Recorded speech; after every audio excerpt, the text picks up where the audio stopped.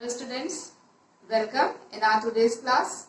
So today we are going to start a poem, Animal by Walt Whitman. Walt Whitman, he is an American writer, poet. So let's know something about Walt Whitman first, about the poet. Walt Whitman was an American poet. He broke the tradition of rhymed and metrical poetry and was famous for a revolutionary form of poetry which is known as the free verse. So here rhymed and metrical poetry means the poetry in which there was a rhyming scheme, just like we say A, B, B, A, B, like that the rhyming scheme we are knowing in the poem. So here Walt Whitman start writing a kind of poetry which is free verse. Free verse means there is no rhyming scheme, means no line rhymed with the other line. This is free verse poetry. Rhymed and metrical poetry means in the poetry there is a rhyming scheme of stressed and unstressed syllables. But in free verse there is no rhyming scheme, no lines rhyme with another, there is no foundation of stressed or unstressed syllables. So Walt Whitman starts writing poem in free verse form. This animal poem is written in free verse form of poetry. Okay, so next move toward the text. Now, animals. About this poem, the animal is from the work of Whitman, that is Song of Myself. This poem, the Song of Myself, is taken from his Leaves of Grasses. Leaves of Grasses is a collection of poetry.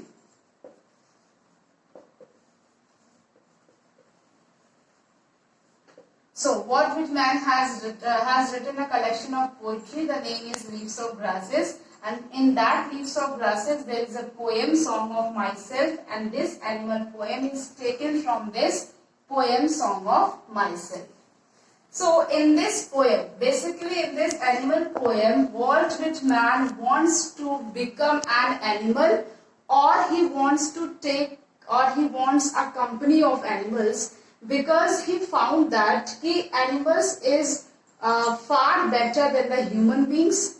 So throughout the poetry he only given a comparison, he only done a comparison between the human and the animals, and at last he found animals are far better than humans, because animals never wiping out, never crying on their miseries, sorrows and wrongdoings, and instead of animals, and in other hand the humans are only complaining and they are only arguing. So when Walt Whitman compared between the human and animal, he found animal are more better, animal are far better than human being. So he wants a company of animals instead of human being, or he wants to be an animal instead of human being, because they are more better, because they are more happy and they have more human qualities in spite of human beings. Now next move to the text. Versus human. In the poem, Walt Whitman given a comparison between animals and humans, and at last he found animals are more better than humans. So what differentiates, what different he has given in humans and animals, that we go through with the points. First of all, he said that animals are more calm and self-content than human beings, as human beings are more greedy and they are full of jealous towards their community, towards the other people, but humans are more calm and self-contained. And second thing, animals are more happy what they have, and they have no complaint about their miseries, sorrows, problems, what life they have, what things they have. If they found anything to eat, then okay. If they are empty stomach, then okay, they are not complaining about their situation, about their problem. In spite of animal, human beings always complaining about their miseries, their sorrows. I'm in that situation, I have this problem, that problem. So humans have a habit of complaining all the time. I'm so misfortunate. I got in that situation. That will always happen to me. This, that. So always they are complaining, and this nature animals don't have. They never complain about their situation. So the poet liked more animals than the human beings. And the last third things, poet found animals are more honest in their relations.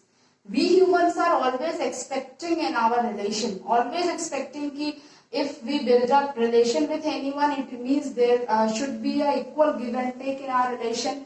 And sometimes humans are paying more attention towards the rich and strong people. They are behaving differently to the weak people or to the authority people or to the rich people. Their behavior, the way of communication, the way of behave, the way of paying hospitality towards the common people and towards the rich people. So these differences, it's not seen in behavior of animals. Animals always behave in the same way. They don't give importance to any particular class of their community. But we humans are giving importance to the by the status of that person.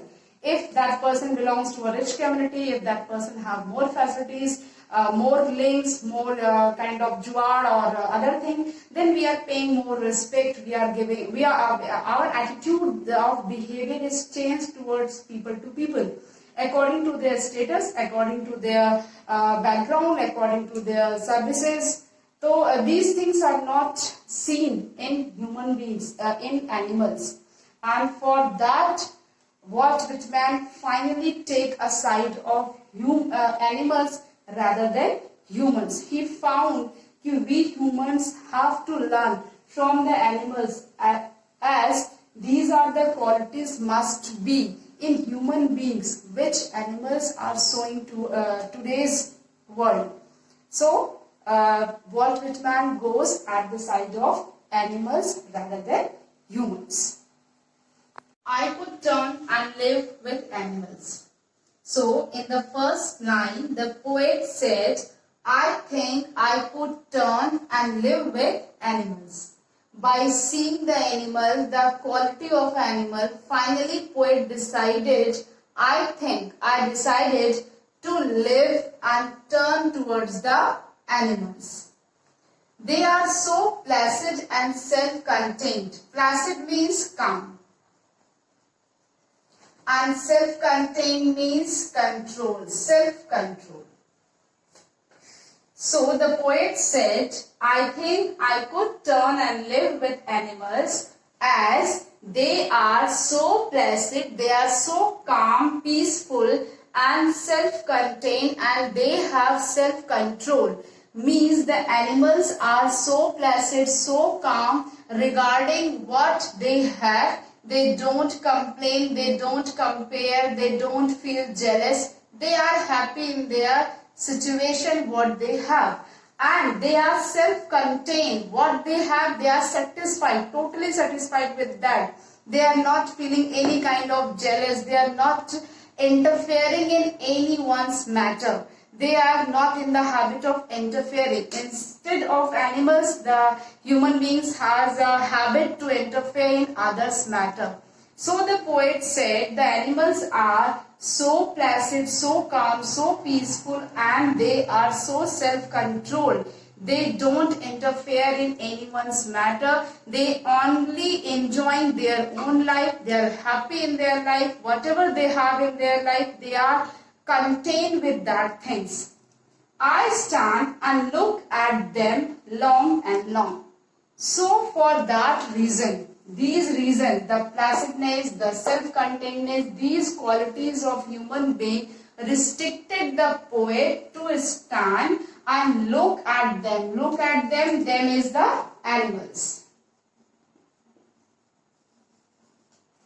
So by seeing these qualities, the poet is standing at that place and start observing, start looking at the animal, and this observing towards the animal, the poet doing it from a long time. He is observing the qualities of human being from a long time, and finally by seeing all this, he decided, he thinks he could be turned towards the human. He should leave the community of human beings and turn towards the animals, as animals are more peaceful, more calm, more self-contained than the human beings.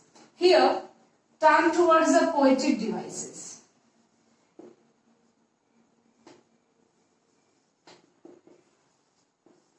Now, first of all, this I and I. This is assonance. Here the figure of speech, assonance, the poetic device is assonance. Assonance means repetition of vowel sound. Whenever there is a repetition of vowel sound, is that assonance. And the second figure of speech is repetition.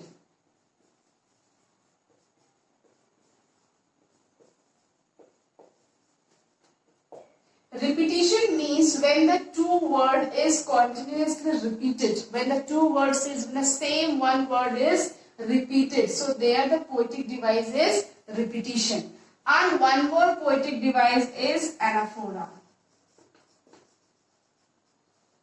Anaphora.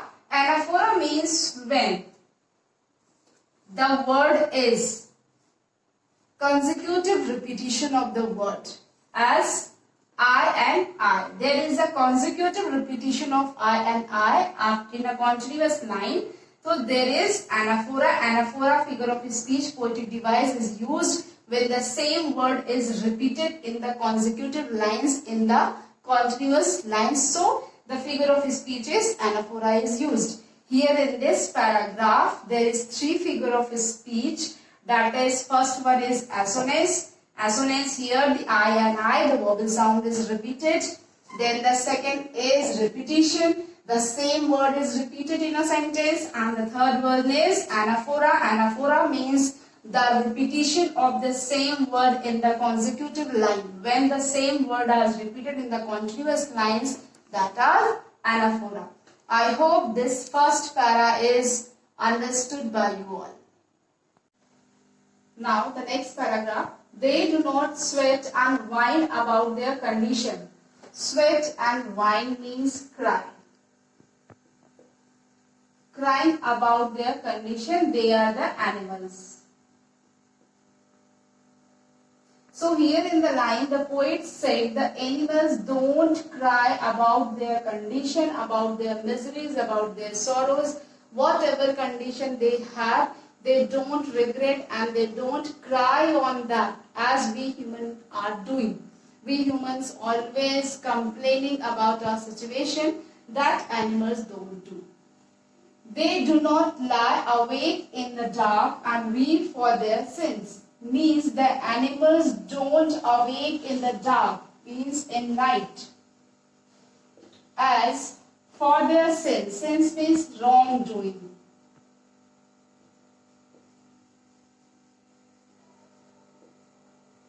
Wrongdoing. So animals are don't awaking. They are not stay awake in the night for the repentance, for the regression. They have done these wrong things. They don't show any anger and grief on any mishappenings happens to them or any wrong deed happens to them. They don't repentance for that, or if any wrong deeds happens with them, they don't cry with them. As human beings are awakening in the night for repenting their deed, for the repentance, for the regression, that animals don't do. And they don't make me sick. Sick means make me irritate, make me frustrate, make me irritate. Discussing their duty to God. Duty to God means human beings have a habit. Sometimes if anyone has done any kind of charity, that people this deed he shares to everyone, or sometimes he shows that things I have done this work on the name of God, or I have done this work, I have do this charity for the poor people, I have do this charity for the animals or anything. So people the human beings have the habit to get praise on the name of God, or sometimes they start saying ki, this good fortune I have, this good deeds done with me only as I have done good deeds in future, in past, so I get this achievement result, I own my goal. So these type of discussion, these type of selling are not doing animals, and by these type of discussions actually human beings are irritating me in the company. When I'm in the company, when the poet is in the company of human beings are always try to discuss about these things. Actually the main idea behind this, the main motto behind this discussion of human being is to get the praise. So they boost up their good deeds. Ki I have done this good deed, so this good luck falls on me, and I have done this charity on the name of God for the poor people, for any charity, for any section of the society. So this type of things animals don't do, and so I like the company of animal instead of human, as they are not irritating me like human beings. Human beings are in the habit of always crying and complaining about their situation.